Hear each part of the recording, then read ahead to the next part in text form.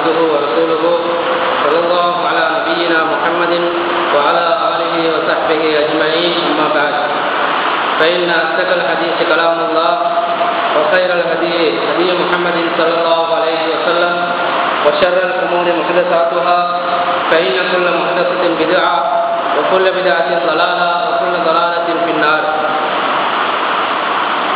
அன்புக்குரிய இஸ்லாமிய சகோதரர்களே, இஸ்லாமிய கடமையை நிறைவேற்றுவதற்காக வேண்டி அல்லாஹ் தஆலாவுடைய மாளிகையிலே வந்திருக்கும் அல்லாஹ்வின் நல்லடியார்களே, உலகத்திலே தங்கியிருக்கின்ற காலத்திலே அல்லாஹ் தஆலாவை பயந்து வாருங்கள். நபி ஸல்லல்லாஹு அலைஹி வஸல்லம் அவர்கள் எந்த மார்க்கத்தை இஸ்லாம் என்று எங்களுக்கு காட்டினார்களோ அந்த மார்க்கத்தை பின்பற்றி வாருங்கள். உலகத்திலே சோதனைகள் வருகின்ற பொழுது படைத்த ரப்புல் ஆலமீனை நினைவு கூறுங்கள். நபி ஸல்லல்லாஹு அலைஹி வஸல்லம் அவர்கள் உலகத்திலே வாழுகின்ற பொழுது எந்த காரியத்தையும் எப்படி செய்து காட்டியிருக்கின்றார்களோ அந்த முறையில் எமது காரியங்களை அமைத்துக் கொள்வதற்கு நாங்கள் பழகிக் கொள்ள வேண்டும். படைத்த ரப்புல் ஆலமீன் எங்கள் அனைவர்களுக்கும் ரஹ்மத் செய்வானாக. அன்புக்குரிய இஸ்லாமிய சகோதரர்களே, உலகத்திலே வாழுகின்ற நாங்கள் முஸ்லீம்களாகவே பிறந்தோம். முஸ்லீம்களாக பிறந்திருக்கக்கூடிய நாங்கள் எதுக்காக முஸ்லீமாக இருக்கிறோம் என்பதனை நாங்கள் அனைவர்களும் முடிவெடுக்க வேண்டும். என்னுடைய பெற்றோர்கள் முஸ்லீமாக இருந்தார்கள், அதனால் நான் முஸ்லீமாக இருக்கிறேனா? அல்லது இஸ்லாமிய மார்க்கத்தில் இருந்தால் சில பொருளாதார லாபங்கள் கிடைக்கும், இதுக்காக நான் முஸ்லீமாக இருக்கிறேனா? அல்லது நான் முஸ்லீமாக இருந்தால் ஒரு சமூக அமைப்பு கிடைக்கும், இதுக்காக முஸ்லீமாக இருக்கிறேனா? இருந்தால் என் விவகாரங்களை ஒரு சமுதாயம் பொறுப்பெடுக்கும், இப்படியான காரணங்களுக்காக வேண்டி ஒருத்தர் முஸ்லீமாக இருந்தால் அவர் இஸ்லாத்திலே இருக்கக்கூடாது. இஸ்லாமிய மார்க்கத்தில் ஒருத்தர் முஸ்லீமாக இருந்து வாழ்வதாக இருந்தால் ஒரே ஒரு நோக்கத்துக்குத்தான் அவர் முஸ்லீமாக இருக்க முடியும். நான் மரணித்தால் மண்ணோடு மண்ணாகும் அளவுக்கு கேவலமானவன் கிடையாது. மரணத்தின் பின்னால் ஒரு விசாரணை இருக்கிறது. அனைத்தும் தெரிந்த ரப்புல் ஆலமீன் என் செய்திகளை பிரபலியப்படுத்த விசாரிக்கிறார். அன்றைய நாளையிலே அந்த விசாரணையிலே நான் வெற்றி பெற்று சுவர்க்கத்தை அடைய வேண்டும், இந்த ஒன்றுக்கு தான் முஸ்லீமாகிறேன் என்ற ஒரு நோக்கத்தோடு ஒரு முஸ்லீம் இஸ்லாத்திலே வாழ வேண்டும். அன்புக்குரிய இஸ்லாமிய சகோதரர்களே, இப்படி நாங்கள் இஸ்லாமிய மார்க்கத்தை வகுத்துக் கொண்டதன் பின்னால் சமுதாய வாழ்க்கையிலே நாங்கள் பலதரப்பட்ட சோதனைகளை எங்களுடைய வாழ்க்கைகளிலே நாங்கள் பார்க்கிறோம். நாங்கள் வாழுகின்ற பொழுது நிம்மதியாக சந்தோஷமாக வாழ வேண்டும் என்பது எங்களுடைய தேவை. பொருளாதாரத்திலே எந்த கஷ்டமும் வரக்கூடாது, அல்லது சமூக வாழ்க்கையில் எந்த கஷ்டமும் வரக்கூடாது, அரசியல் ரீதியிலே எந்த பிரச்சனையும் வரக்கூடாது. சமூக அமைப்பிலே நான் எப்படி நினைக்கிறேனோ அப்படி சமுதாயம் என்னை முன்னோக்க வேண்டும். குடும்பத்திலே எந்த பிரச்சனையும் வரக்கூடாது. குழந்தைகள் நான் நினைக்கின்ற மாதிரி அமைய வேண்டும். என்னுடைய குடும்பம் நான் நினைக்கிற மாதிரி என்னோடு நடந்து கொள்ள வேண்டும். என் மனைவி நான் நினைக்கிறதையே அவளும் நினைக்க வேண்டும். இப்படியெல்லாம் நாங்கள் நிம்மதியாக வாழ்வதற்கு நாங்கள் ஆசைப்படுவோம். ஆனாலும் கூட ஒருத்தரும் கூட உலகத்திலே 24 மணி நேரமும் நிம்மதியாக வாழ முடியாது. அப்படி வாழுகின்ற ஒருத்தரையும் எங்களால் காண முடியாது. அவ்வப்போது உள்ளத்திலே கஷ்டங்கள், காயங்கள், கசிவுகள், நொம்பலங்கள், தோல்விகள், அவமானங்கள் இப்படியெல்லாம் எங்களுடைய உள்ளத்திலே நாள்தோறும் வந்து கொண்டிருக்கும். ஒவ்வொரு சந்தர்ப்பத்திலும் வந்து கொண்டிருக்கும். நீங்க வியாபாரத்தை எடுத்துக்கொண்டால் வியாபாரத்தில் நிம்மதியாக நாங்கள் சம்பாதிக்க வேண்டும், உழைக்க வேண்டும் என்று நினைத்தால் அதுக்கும் சாத்தியம் கிடையாது. கடன் கொடுப்பீர்கள், உரிய நேரத்திலே திரும்பி வராது. நம்பி ஏமாந்து போய்விடுவோம். அடுத்தவன் ஒரு வாக்கை தருவான், வாக்கை நிறைவேற்ற மாட்டார்கள். இப்படி பொருளாதாரத்தில் பலதரப்பட்ட சோதனைகளை பார்க்கிறோம். அதே போல அரசியல் ரீதியை எடுத்துக்கொண்டால் நாங்கள் நினைக்கிற மாதிரி அரசாங்கம் அமையாது. சமுதாயத்துக்கு எது தேவையோ அது அரசாங்கத்தினால் கிடைக்காது. அல்லது எங்கள் சமுதாயம் நிம்மதியாக வாழ வேண்டும், அதுக்காக வேண்டி நாங்கள் ஒருவரை தெரிவு செய்து கொள்வோம். ஆனால் அது தலைகீழாக நாங்கள் காணுகின்ற அளவுக்கு அரசியலை நாங்கள் பார்க்கலாம். அல்லது நான் இப்படியெல்லாம் நினைத்தால் இப்படியெல்லாம் நாங்கள் இதை சாதித்துக் கொள்ளலாம் என்பதை தலைகீழாக பார்க்கிறோம். இப்படி அந்த அமைப்பிலும் நிம்மதி கிடையாது. எந்த விஷயத்தை நீங்கள் எடுத்துக்கொண்டாலும் அதுல நிம்மதி அற்றுப்போகின்ற காரணிகளைத்தான் அதிகமாக பார்க்கிறோம். அதனால் அன்பார்ந்த இஸ்லாமிய சகோதரர்களே, அவ்வப்போது அதன் விளைவுகளை நாங்கள் அனுபவிக்கிறோம். அதனால் இஸ்லாமிய மார்க்கத்திலே நான் நிம்மதியாக வாழ வேண்டும் என்ற ஒரு தேவை அதை பரிபூர்ணமான நிம்மதியை நாங்கள் அடைந்து கொள்வதற்கு இஸ்லாம் எங்களுக்கு ஒரு பேசிக் அறிவை தருகிறது, அடிப்படையான ஒரு கல்வியை எங்களுக்கு தருகிறது. இந்த கல்வியை நாங்கள் அனைவர்களும் பெற்றிருக்க வேண்டும். எம் வாழ்க்கையிலே இதை நாங்கள் கொண்டு வர வேண்டும். இந்த அறிவுக்கு பின்னால் தான் இஸ்லாமிய மார்க்கம் அதில் காலூண்டுகின்றது. இந்த அத்திவாரத்தில் தான் எமது இஸ்லாம் வளர வேண்டும். இந்த கல்வியை படிக்காமல் இஸ்லாமிய மார்க்கத்தை நீங்கள் படித்தால் நிம்மதி அடையவே முடியாது. இந்த அத்திவாரத்தை ஆரம்பமாக நாங்கள் போட்டுக்கொண்டால் இஸ்லாமிய மார்க்கத்திலே அவ்வப்போது என்ன சோதனைகள் வந்தாலும் இந்த அத்திவாரம் அதுக்கு விடை சொல்லும். அரசாங்க ரீதியிலே எந்த பெரிய இழப்புகளை நாங்கள் சந்தித்தாலும் அந்த பேசிக் அதுக்கு எங்களுக்கு விடை தரும். அதே போல மார்க்க ரீதியிலே எந்த பெரிய கஷ்டத்தை நாங்கள் அனுபவித்தாலும் அந்த அத்திவாரம் எங்களுக்கு உறுதியை தரும். குடும்ப வாழ்க்கை, சமுதாய வாழ்க்கை, பொருளாதாரம் எதில் தான் எங்களுக்கு சோதனையாக இருந்தாலும் அந்த அத்திவாரத்தின் பக்கம் போய் எங்களுக்கு நிம்மதியை பெற்றுக்கொள்ளலாம். அப்படியான ஒரு பாடத்தை இன்றைய ஜும்மாவிலே நாங்கள் கற்றுக்கொள்ள கடமைப்படுகிறோம். மதிப்புக்குரிய இஸ்லாமிய சகோதரர்களே, இஸ்லாமிய மார்க்கத்தை பொறுத்த மட்டிலே எங்களுக்கு அடிப்படை முதல் கடமை என்னவென்றால் இக்ரா பிஸ்மி ரப்பிக்கல்லதீ கலக், நீங்கள் படியுங்கள். பிஸ்மி ரப்பிக்கல்லதீ கலக், உங்களை படைத்த நாயனுடைய பெயரை சொல்லி படியுங்கள். உங்கள் படைத்தவனை பற்றி நீங்கள் படித்துக் கொள்ளுங்கள். அவன்தான் படைத்தான் என்பதனை நீங்கள் கற்றுக்கொள்ளுங்கள் என்பது இந்த மார்க்கத்தின் அடிப்படை பேசிக். எதுவாக இருந்தாலும் கூட படைத்தவன் தீர்மானிக்கிறான். அவன்தான் என்னை படைத்தான், அதனால் தான் நான் அவனை வணங்குகிறேன், அதனால் தான் அவனுக்கு மட்டும் அடிமையாக இருக்கிறேன் என்ற அந்த ரப்புல் ஆலமீனை பற்றி நீங்கள் முதல் படிப்பாக படித்துக் கொள்ள வேண்டும். இதை நீங்கள் பிள்ளைகளுக்கு கற்றுக் கொடுக்க வேண்டும். இதை நீங்கள் சமுதாயத்திற்கு பிரபலியம் செய்ய வேண்டும். இந்த கல்வி உங்களிடத்திலே ஆழமாக இருக்க வேண்டும். படைத்த ரப்புல் ஆலமீனை பற்றி நாங்கள் நிறைய தலையங்கங்களிலே படிக்கிறோம், நிறைய கோணங்களிலே படித்திருக்கிறோம்.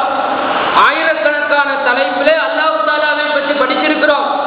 அவை அனைத்தையும் நாங்கள் சார்பிலிருந்து ஒன்றாக சேர்த்து 3 தலையங்கங்களுக்குள்ளால் நாங்கள் படித்துக் கொள்ள வேண்டும். அந்த 3 தலையங்கங்களுக்குள்ளால் முழு இஸ்லாமிய மார்க்கத்தையும் நாங்கள் கொண்டு வந்து அல்லாஹ் தஆலாவுடைய அனைத்து பண்புகளையும் கொண்டு வந்து அல்லாஹ்வை பற்றிய அனைத்து தெரிவுகளையும் நாங்கள் படித்துக் கொண்டால் சமுதாயத்தில் என்ன சோதனைகள் வந்தாலும் கூட அந்த சோதனைக்கு இந்த கல்வி எங்களுக்கு விடை சொல்லும். அப்படியான ஒரு படிப்பை இன்றைய ஜும்மாவிலே நாங்கள் படிக்க போகிறோம். அன்புக்குரிய இஸ்லாமிய சகோதரர்களே, படைத்த ரப்புல் ஆலமீனை பற்றி நாங்கள் இதை படித்துக் கொண்டால் ஒவ்வொரு நிமிஷமும் ஈமானோடு வாழலாம். எந்த சோதனையிலும் நிம்மதியாக வாழலாம். எந்த கஷ்டத்திலும் பரிபூர்ண ஈமானோடு வாழலாம். எந்த பிரச்சனையும் உள்ளத்தோடு நாங்கள் வாழலாம். எந்த பிரச்சனை வந்தாலும் எங்களை ஒன்றும் செய்ய முடியாது. பொருளாதார பிரச்சனையா, அரசியல் ரீதியான பிரச்சனையா, மிரட்டல் ரீதியான பிரச்சனையா, அல்லது கொலை அச்சுறுத்தல்களா, எதனாலும் எதுவும் செய்ய முடியாது. அப்படிப்பட்ட ஒரு படிப்பை படைத்த ரப்புல் ஆலமீனுடைய கல்வியிலிருந்து நாங்கள் படிக்கிறோம். அன்பார்ந்த இஸ்லாமிய சகோதரர்களே, படைத்த ரப்புல் ஆலமீனை பற்றி 3 விஷயங்களை நாங்கள் படிக்க வேண்டும். அந்த 3 விஷயங்களுக்குள்ளால் முழுமையாக இஸ்லாமிய மார்க்கத்தை, அந்த ரஹ்மானின் தெரிவுகளை நாங்கள் கற்றுக்கொள்ள முடியும். அந்த 3 விஷயங்கள் என்னவென்றால், படைத்த ரப்புல் ஆலமீன் நாடியதுதான் உலகத்தில் நடைபெறுகிறது என்ற ஒரு செய்தியை நாங்கள் படித்திருக்கிறோம். அடுத்தது, அவன் நாடினால் அதுதான் சரியாக இருக்கும். அதே போல அவன் யாருக்கும் அநியாயம் செய்வதில்லை. இந்த 3 பாடத்தையும் இந்த ஜும்மாவில் நாங்கள் கற்றுக்கொள்ள வேண்டும். அன்புக்குரிய இஸ்லாமிய சகோதரர்களே, முதலாவது நாங்கள் படைத்த ரப்புல் ஆலமீன் அவனுடைய நாட்டத்தை பற்றி தெரிந்து வைத்திருக்கிறோம். எப்படி நாங்கள் படித்திருக்கின்றோம் என்றால், உலகத்தில் ஒட்டுமொத்த இஸ்லாமிய வர்க்கத்தினர்களும் ஒரு விஷயத்தில் 100% நம்பிக்கை இருக்கிறது. என்னவென்றால், அல்லாஹ் தஆலா நாடியதுதான் உலகத்தில் நடைபெறுகிறது. எதுவாக இருந்தாலும் அவன் நாடாது நடக்காது. எதை நாங்கள் முடிவு செய்தாலும் ஏற்கனவே அவன் முடிவு செய்து நாடியதுதான் என்ற ஒரு விஷயத்தை நாங்கள் அறிந்திருக்கிறோம். ஆனால் இது எப்படி அறிந்திருக்கிறோம் என்றால், எங்கள் பெற்றோர்களுடைய வழித்தோன்றலினூடாக வந்த கல்வி. இதை அல் குர்ஆனில் அல்லாஹ் தஆலா எப்படி எங்களுக்கு கற்பிக்கிறான், எப்படி நாங்கள் இதை நம்ப வேண்டும், எப்படி இதை உணர்வுக்கு கொண்டு வர வேண்டும்? எங்களுடைய ஈமானிலே எந்த அளவுக்கு இது ஆழமாக உயிரோட்டத்தோடு பதிந்து கொள்ள வேண்டும், அந்த அளவுக்கு நாங்கள் இதை படிக்கவில்லை. வெறுமனே அல்லாஹ் நாடியது நடைபெறுகிறது என்ற ஒரு விஷயத்தை மனனமாக நாங்கள் பாடம் செய்திருக்கிறோம், அல்லது சம்பிரதாய ஒரு வசனமாக சொல்லிக் கொண்டிருக்கிறோம். அல்லாஹ் நாடியதை அவன் நடத்துகிறான் என்பதனை உயிரோட்டத்தோடு நாங்கள் கற்றுக்கொள்ளணும். அதை உள்விளங்கி அறிந்து கற்றுக்கொள்ளணும். அதை நாங்கள் விளங்கிய உள்ளத்திலே அதை ஆழமாக கல்வி ரீதியாக படித்துக் கொள்ள கடமைப்படுகிறோம்.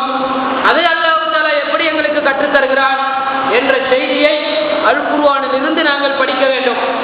அன்புக்குரிய இஸ்லாமிய சகோதரர்களே, இப்பொழுது எங்களுக்கு தெரியும், மழை பொழிந்தாலும் அல்லாஹ் நாடியது, வெப்பமடித்தாலும் அல்லாஹ் நாடியது, ஒருவர் மரணித்தாலும் அல்லாஹ் நாடியது, ஒருவருக்கு பொருளாதாரத்தை கொடுத்தாலும் அல்லாஹ் நாடினான், இருக்கிற பொருளாதாரத்தை எடுத்தாலும் அல்லாஹ் நாடினான், அரசாங்கத்தையும் ஆட்சி அதிகாரத்தையும் தலைகீழாக கவிழ்த்தாலும் அல்லாஹ் நாடினான், இன்னொரு சமுதாயத்தின் கையில் அதை கொடுத்தாலும் அல்லாஹ் நாடினான்.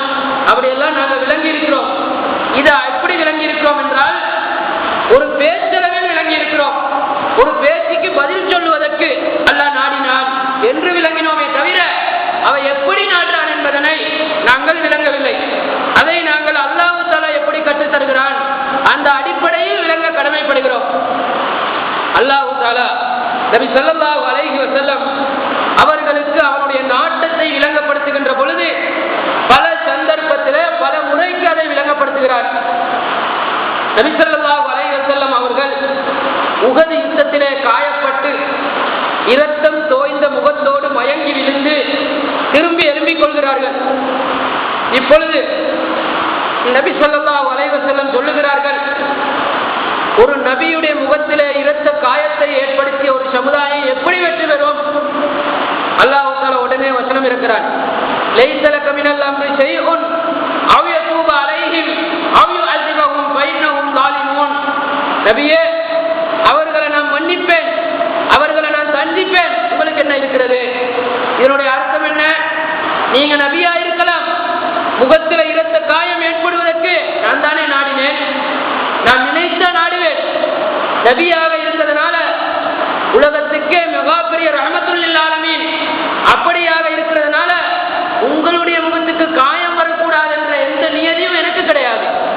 நான் நினைத்தால் உங்களையும் தாக்குவேன். என்னுடைய நான் நினைக்கிறதுக்கு எந்த சட்டமும் கிடையாது. ஒரு சட்டத்தின் அடிப்படையில் தான் நான் நாடுகிறேன். அப்படியெல்லாம் இருந்தால் அவன் அல்லாஹ்வாக இருக்க முடியாது. இப்படிப்பட்ட நிபந்தனைக்கு உட்பட்டதுதான் என்னுடைய நாட்டம்.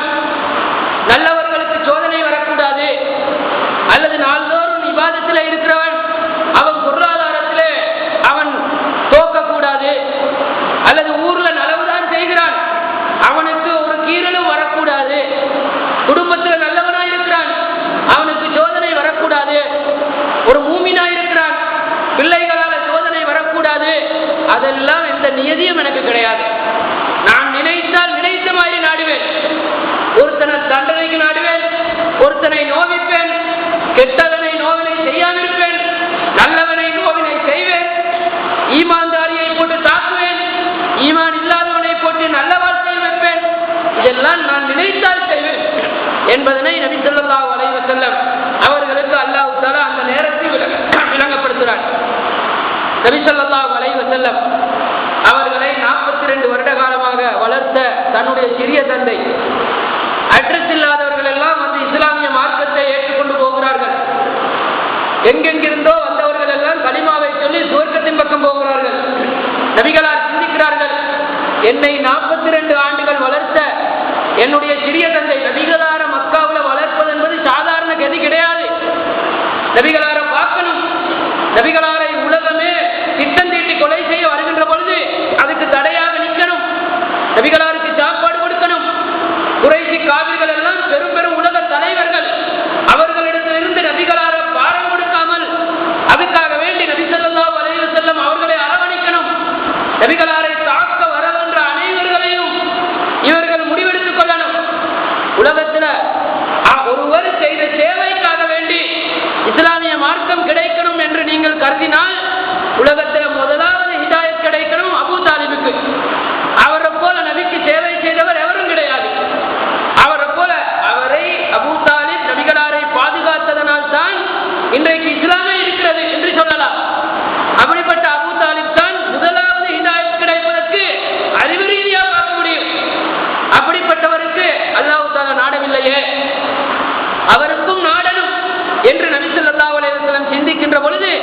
இன்னக லா தஹ்தி மன் அஹ்பப்த வலாக்கின் அல்லாஹ் யஹ்தி மன் யஷா.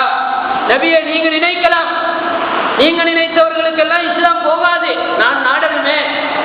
உங்கள் சாட்சாவாக இருக்கலாம், நான் நாடலையே. 42 வருஷம் உங்களை படாத பாடுபட்டு வளர்க்கலாம், உங்கள் வகைக்கு பக்கபலமா இருக்கலாம், ஆனாலும் நான் நாடில்லையே. உங்கள் தாயாக இருக்கலாம், நான் நாடில்லையே. உங்கள் தந்தையாக இருக்கலாம், நான் நாடவில்லையே. இப்ராஹிம் அலைஹிஸ்ஸலாத்துடைய வாப்பா, நான் நாடவில்லை. நூஹ் அலைஹிஸ்ஸலாத்துடைய மகன் மனைவி, நான் தான் நாடவில்லை. லூத் அலைஹிஸ்ஸலாத்துடைய மனைவி, நான் தான் நாடவில்லை. இப்படி சொல்லிக்கொண்டே போகலாம்.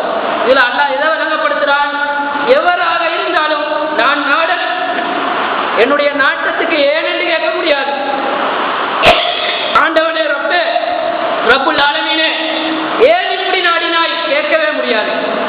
ஏன் இப்படி செய்தாய் கேட்கவே முடியாது. நான் நல்லவனாகத்தானே இருக்கிறேன், ஏன் சமுதாயத்தில் சொல்லை கேட்டால் அவன் ஒரு பதில் தான் சொல்லுவான், நான் நாடினேன். நான் ஒழுங்காத்தான் வியாபாரம் பண்ணுகிறேன், ஜக்காத்தை எல்லாம் கொடுத்தேன், நான் அனைவர்களுக்கும் வாரி வழங்கினேன், ஏன் என்ன பொருளாதாரத்தில் குறைத்தாய்? நான் நாடினேன். ஏன் இந்த மக்களுக்கெல்லாம் ஹிதாயத் கொடுக்கவில்லை? நான் நாடவில்லை. அப்படி அல்லாஹ் தஆலா ஒரு பதில் தான் சொல்லுவார். இதுல அல்லாஹ் எதை விளங்கப்படுத்துறான்? நான் நாடினதுதான் நடக்கும். நீங்கள் நாட்ட முறைக்கு நான் நாட வேண்டும் என்ற அவசியமே கிடையாது. நாங்கள் எல்லோரும் நாடலாம். வரக்கூடிய தேர்தலிலே நாங்கள் அனைவர்களும் ஒட்டுமொத்தமாக முடிவெடுத்து இந்த நபரை ஜனாதிபதியாக நாங்கள் நாடுவோம், படைத்த ரப்புல் ஆலமீன் தலைவீழாக ஆக்கினதாக வைத்துக் கொள்ளுங்கள். அல்லாஹ் தஆலா ஒரு பதில் சொல்லுவார், நான் நாடவில்லை. ஏன் நாடவில்லை என்று கேட்க முடியுமா? முடியாது. அல்லாஹ்வுடைய இஸ்தையிலே எப்படி என்று சொன்னால், லா யுஸ்அலு அம்மா யஃஅலு வஹும் யுஸ்அலூன். நீங்க செய்யறதை நான் கேட்பேன், நான் செய்யறதை கேட்கக்கூடாது. கேட்கிற நிலையில் இருந்தால் அவன் ரப்புல் ஆலமீன் கிடையாது. அவன் எப்ப வேணுமென்றாலும் யாருக்கும் எதையும் நாடிட்டு போவான்.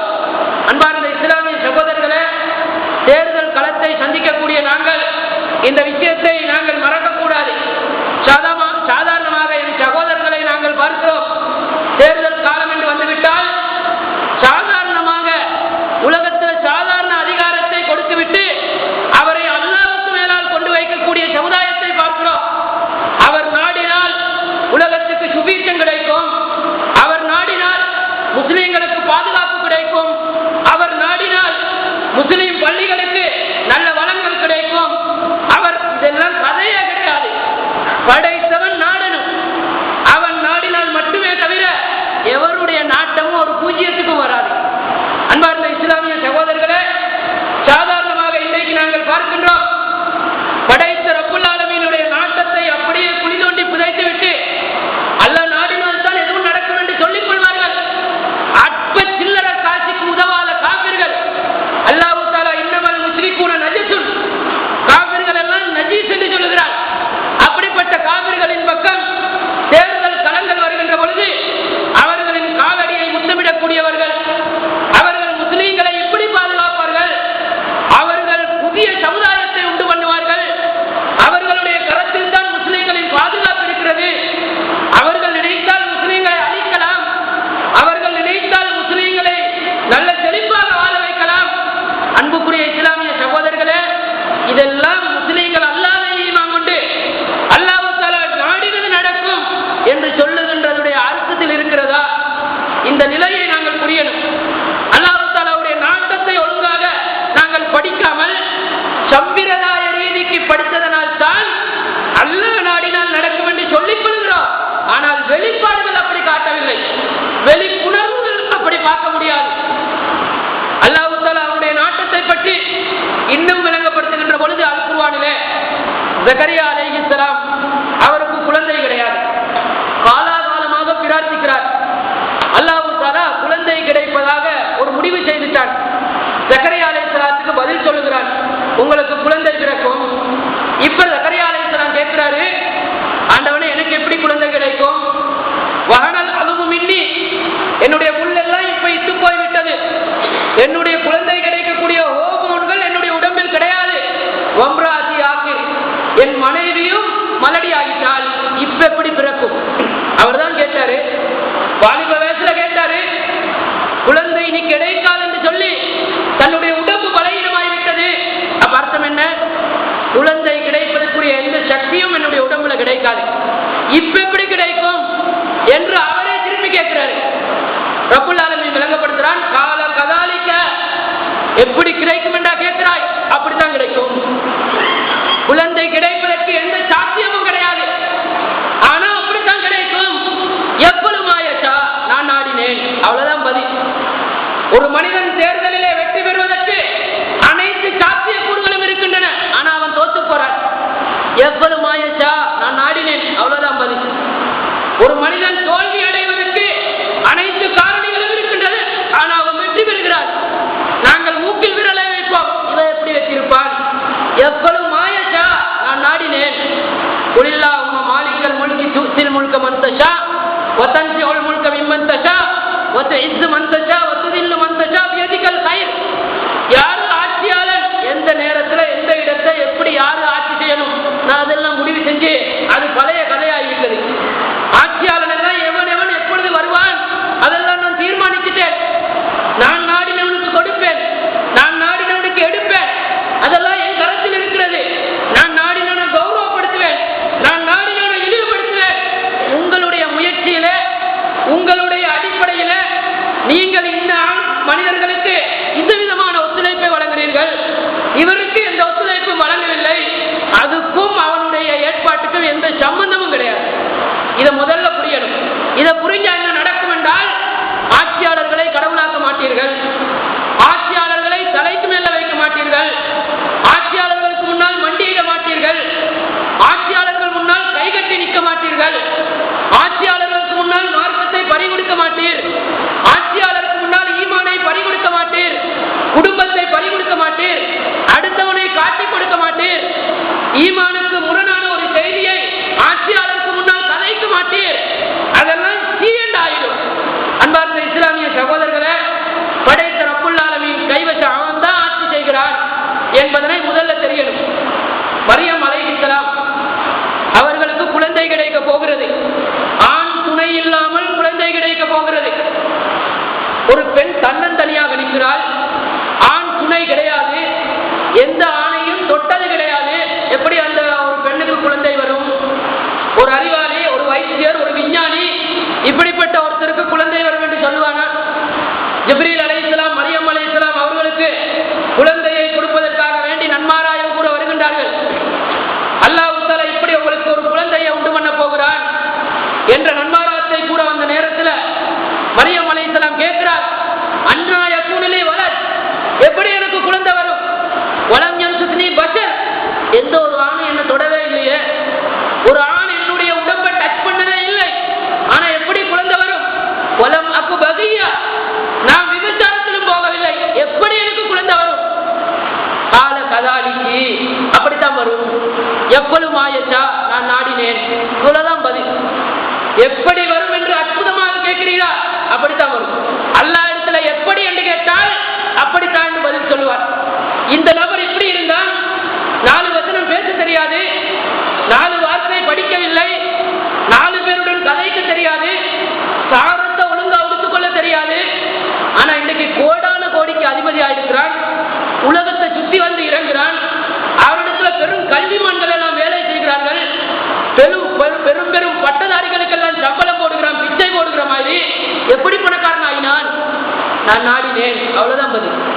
இன்னொருத்தன் இருக்கிறான் பக்கத்து வீட்டுல, எல்லா துறையையும் படித்திருப்பான், எல்லா பாஷையையும் படித்திருப்பான், அனைவர்களுடனும் போனால் பேச்சால் சமாளிப்பான், அனைவர்களையும் அவன் மிரட்டி கைக்குள்ள வைக்கின்ற அளவுக்கு அறிவு இருக்கிறது.